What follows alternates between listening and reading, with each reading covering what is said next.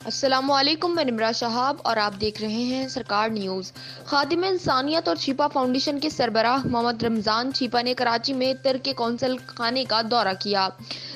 ترک قونصل جنرل جمال سانگو سے ملاقات میں ترکیہ میں ہولناک زلزلے سے ہونے والی تباہی پر ترک حکومت اور عوام سے دلی تعزیت کرتے ہوئے گہرے دکھ کا اظہار کیا۔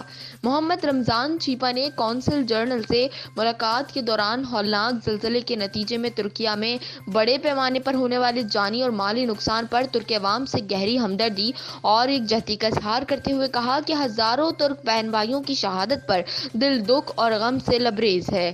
ترک اور شامی عوام کی مشکلات کے خاتمے کے لیے دعا گو ہیں۔ انہوں نے اس موقع پر تعزیتی تاثرات رقم کرتے ہوئے لکھا کہ مصیبت کی اس گھڑی میں پاکستانی عوام اپنے ترک بہن بھائیوں کے شانہ بشانہ کھڑے ہیں۔